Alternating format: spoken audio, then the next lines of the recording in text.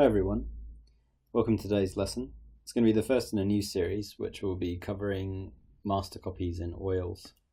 So this lesson I'm not actually going to be doing any demonstrations. I'm just going to be going through kind of the initial stages of selecting and preparing for a master copy painting.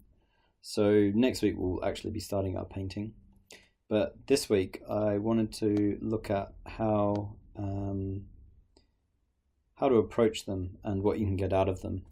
So the first question you might ask is, why would you want to do a master copy? And there are actually several reasons. Sometimes it can be nice to have something that you know has worked as a painting to work from. It can be a bit daunting when you're first starting your own work to kind of figure out how to sort of turn something that maybe exists in reality or exists in photos that you're copying into a painting that you're really happy with. And when you're doing a master copy, you know that the painting has been successful because it's a painting that you like, that you want to copy. The other reason, and probably the primary reason, is that it's a great way to understand techniques that you want to know better or to learn new techniques. So it might be that you want to get really good at portrait painting, and there are certain portrait painters through history that really resonate with you. If you copy their approach, if you actually create a copy which where you attempt to paint the way that they paint, you can learn through their process. So one of the main things you want to try to do when you're making a master copy is get into the head of the painter who made it originally. And that might mean altering your approach. So you don't want to just do a kind of paint by numbers copy of a famous painting. You want to try to capture the feeling of that paint, everything about that painting essentially. And obviously you probably won't be able to, no one's able to fully copy a masterpiece, but you can learn a lot by doing them. So I've got several examples that we're going to go through today, different painters. We've got Rembrandt, Sargent, Van Gogh, Suzanne, and Georgia O'Keeffe. Different sorts of painters. So the point of a master copy is that you can pick a painting from anyone. It doesn't have to be someone who's considered a master. But the main thing is you can pick up any painting and create a copy of it, but it's how you approach it that changes. So you don't want to just copy exactly the colors and shapes, because it's too simple and it won't actually capture the essence of that painting. All of these painters that I'm going to look through today, these ones here, they paint in a different way. They have similarities and differences, but they all have their own kind of unique style, unique voice when they work, and you want to try to figure out what that is. So if you were to do a copy of each of these artists, you wouldn't paint it in the same way each time and just copy the same colors and values and shapes. You would actually attempt to kind of figure out the entire process of the way they paint. How do they layer it? The way that you find these sorts of things out are ideally you get very high resolution images. So if we go, I'm going to go to this Rembrandt link. All of these images are from the Google Art Project, which is quite a useful resource for artists. And basically they've uploaded a lot of well-known paintings by well-known artists, and actually more than just well-known painters, a lot of art generally from a lot of different institutions online, and made them accessible at a very high resolution. And this is really important. You don't want to do a master copy from something that's low resolution. You want probably a minimum on modern screens, something like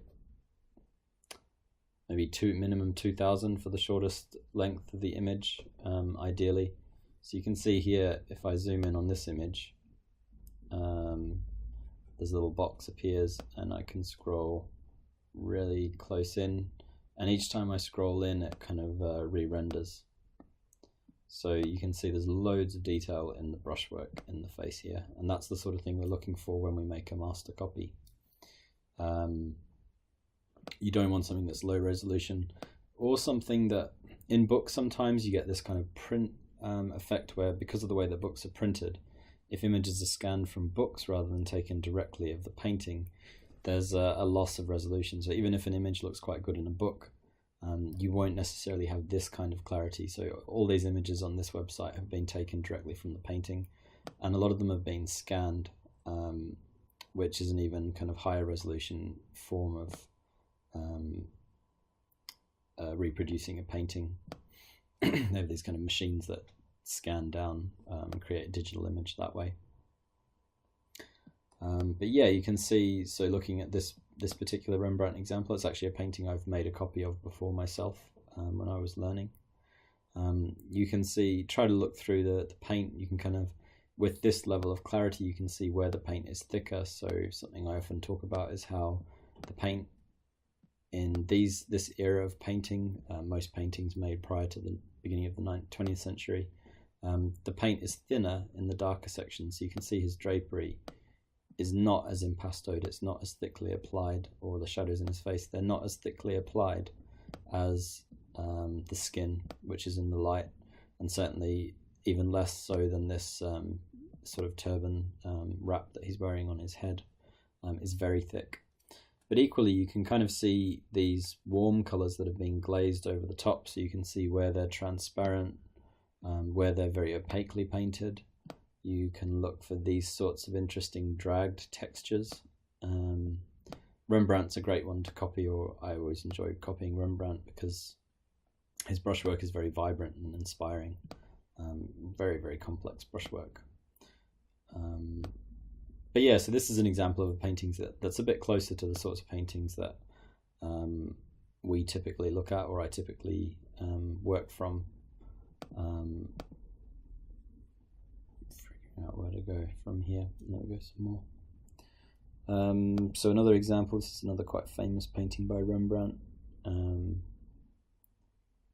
Another self-portrait, quite young, slightly different technically. So if we zoom in on this, you see the paint it's smoother, there's less broken colour, less patchiness, but there is still a lot more paint built up in these lighter values than in the darker values, and you can see how little has been done, how little detail there is in the shadow as well compared to the lights, which is also interesting to look at.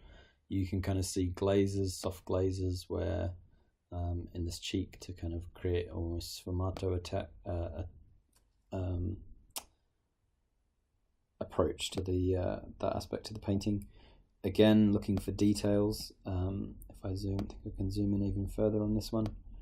These squiggles in the hair, which give the impression of his curly hair, are actually, on analysis, dragged in with the back of a brush. So they're scratched, kind of etched into the paint, which is an unusual technique and something that Rembrandt did quite a lot. But these are the sorts of things that you learn when you make a master copy. So that's the value of it. It's kind of spending time getting really intimately familiar with a painting. Can be really interesting and really inspiring, and you can learn a lot. So if I zoom back out, you can get the whole again.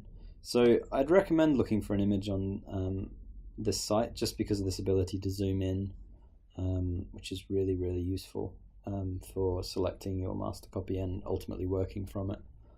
I don't believe it's possible to download images, but it might be. Some of them it will actually be possible to download.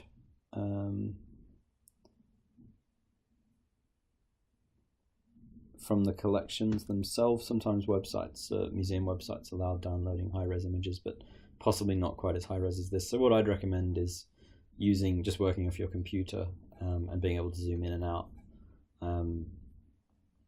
when you're actually making your copy, rather than printing something out, because it can be difficult to print something out, as I say, to a decent resolution. So if I close that down, we can now take a look at, so I'm going to moving through time a bit. So a similar painter, certainly more similar than the other three that we're going to look at, is Sargent, although he's a lot looser, his brushwork, than Rembrandt. So Rembrandt renders quite a lot, uses small kind of close brush strokes, whereas if we look at these, Sargent, see if there's a way to scroll. Organized by time.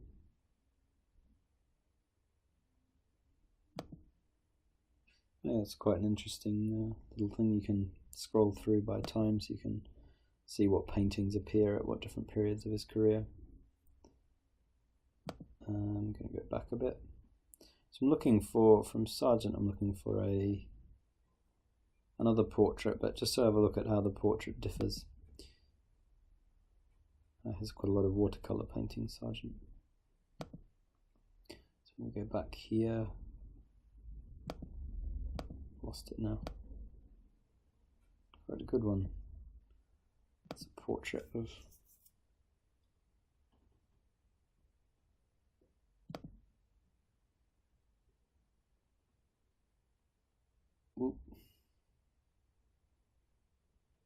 I'll maybe find something here earlier on.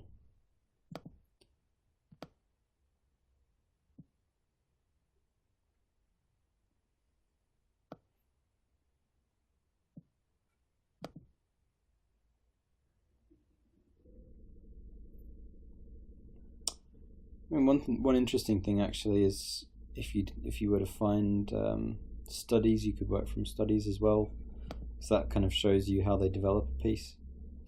Try to move forward a bit.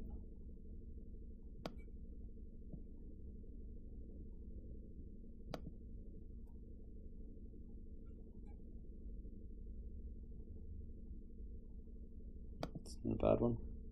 So look at this portrait of Mrs. Joshua Montgomery Sears.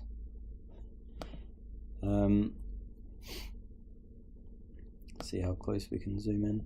So again, pretty good detail here. So something that we're looking at in this painting is just how loose the brushwork is compared to that Rembrandt. So this sort of painting is very good if you wanted to look at how you can kind of economize your brushwork, how you can simplify your paintings. You can get in close enough to the image to see individual brushstrokes that were smudgier than others, some that are crisp. So you can see this smudginess where the hair is falling over the forehead compared to this crisp highlight on the nose or on the cheek.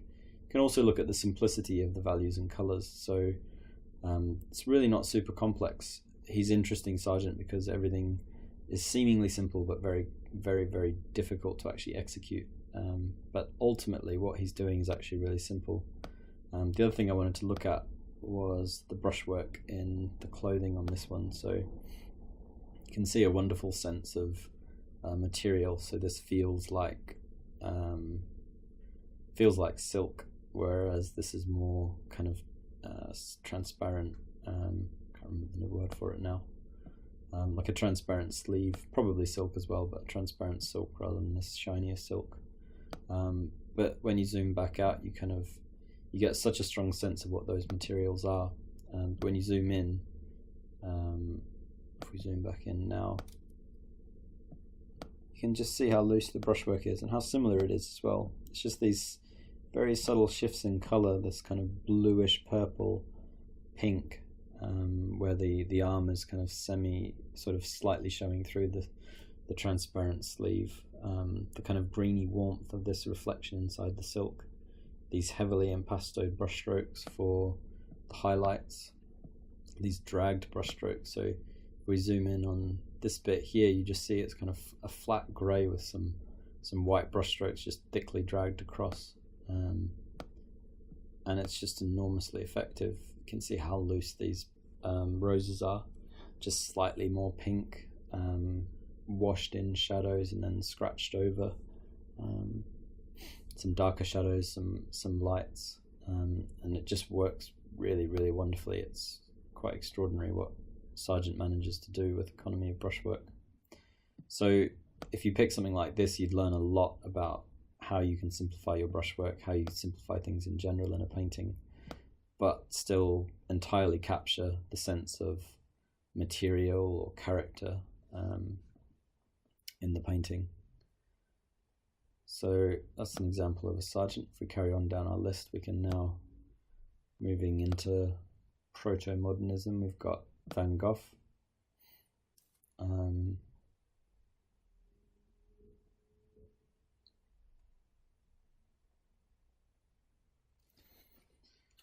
So the example I'd chosen, you can look through more Van Goghs, but I chose Starry Starry Night, or Starry Night, which is a very famous piece by Van Gogh, and would be a lot of fun to copy.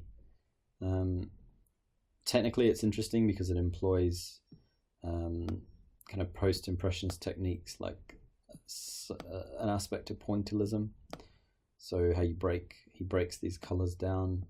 You can have a look and see there's bits where the ground is showing through, so the original color of the canvas, which looks like it was either a lead white that had aged to be slightly yellow, or it was just ever so slightly off white, because you see these white brushstrokes stand out as much whiter than the ground.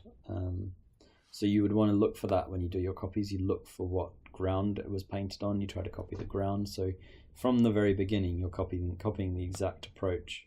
You then need to, you can either research, try to read about how the artist approached their work, or make assumptions based on what you can see in the image. So in this painting, you might try to figure out, did he sketch in the original forms, then fill them in with these colors? You know that it was all painted kind of in a single layer almost, because it's so obvious, these layers, they just lie direct, or this layer just lies directly over the ground. So everywhere you see the ground, the same color showing through. There aren't so many sections where it feels overpainted or corrected. It's very fresh, and it has a lot of force because it feels like it was all painted kind of quickly and intensely. You can look at how there's a kind of a darker yellow inside these stars, with these lights spiraling around. You want to try to capture all the individual brushstrokes as much as possible. The thickness of them, you want to get the right consistency of paint. These are the sorts of things you're looking for. If I zoom back out. So moving on, we can have a look at, is that Suzanne? Who's sort of a contemporary, I think.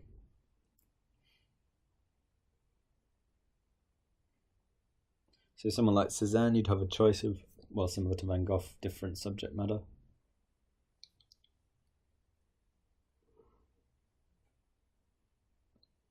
He's very famous for his still life, Suzanne. So I'll try to find one of those. Let's have a look at this one.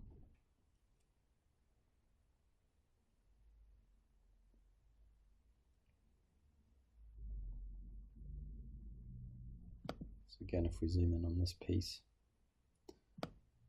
it's the same as the last three pieces. We're looking for technique, basically. How did he approach it? What kind of color of ground do we think there is underneath? So pretty much no, because in this particular painting they seem to have taken it out of the frame, and it looks like there was a kind of dark red ground that he was using, unless, is that the frame?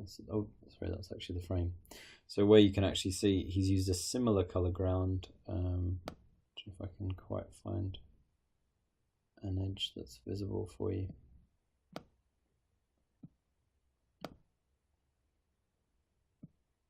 Oh, there we go. If I do this, scroll back over.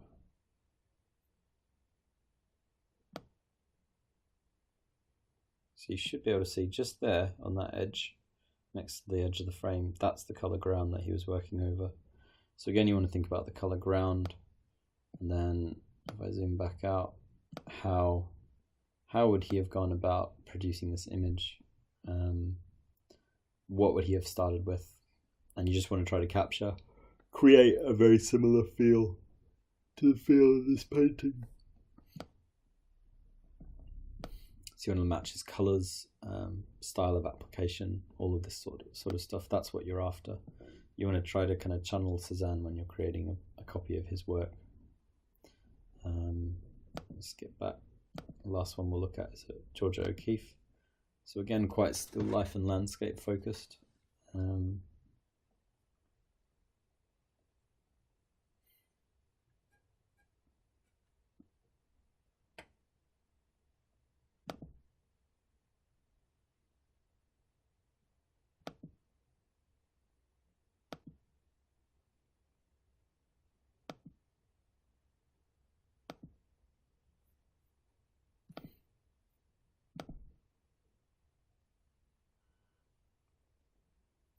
So you can take a look at this lily.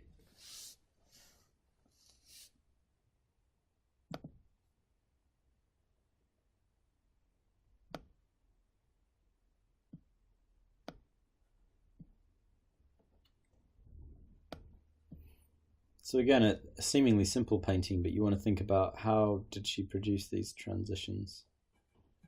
How does the background differ from this foreground? How does the glass work?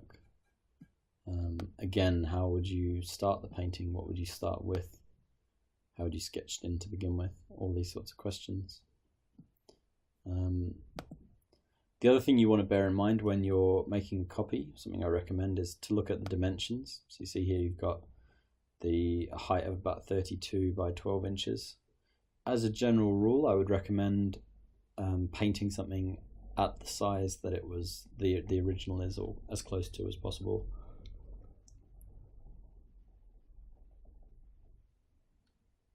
Sometimes I've heard people say that you should paint slightly under or slightly over, so it's not an exact copy. So you can do that as well, but just you want to be roughly in the same proportions, because the brushwork, the way that the paint works, is somewhat dependent on the scale of the image. So if you do a really big painting and you compress it down to kind of 6 inches wide, it's just not going to be a copy.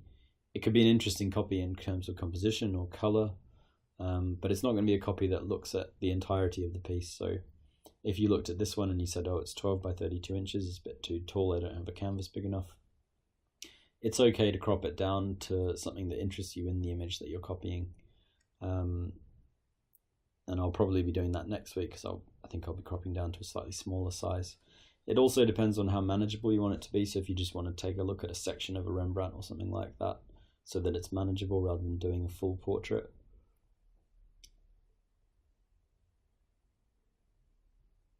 that's totally fine.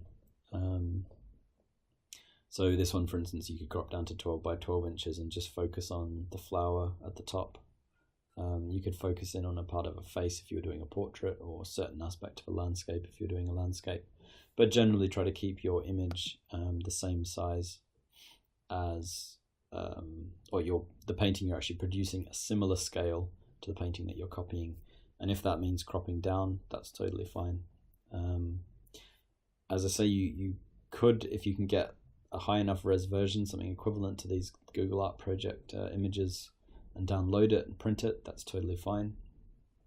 But otherwise, it's totally acceptable. I'll just be working from my computer when I produce mine, beginning next week. So I haven't actually decided on mine yet. Could be some of these could be a completely different artist. But next week we'll be looking at how you actually start working. So usually when I do my tutorials, I'm kind of have a set approach that I always use, which I'm explaining to you guys. But that's just kind of one way of painting. And the point of a master copy is there's loads of ways of approaching a painting. Even, say, Rembrandt and Sargent fit into a pretty similar tradition, but they certainly didn't paint in the same way exactly. And by copying both of them, you can see how they work, and it'll help you to grow your own style. Seems counterintuitive that to do a straight copy of a painting will help you grow yourself, but you'll just understand a lot better the differences between artists, and then how you can kind of grow out of that tradition. But yeah, that's it for this week. So hopefully it was interesting, something slightly different. And next week we'll be back to painting, and looking at how I'll be starting my particular copy that I end up choosing. As always, I recommend subscribing if you're interested in the videos, so that you can keep up to date. And if you follow the links to the OCAD webpage, you can sign up for extra tutoring, kind of weekly tutoring lessons from me, just for a monthly fee. But yeah, that's it for now. Hopefully it was interesting, and I'll see you guys next week.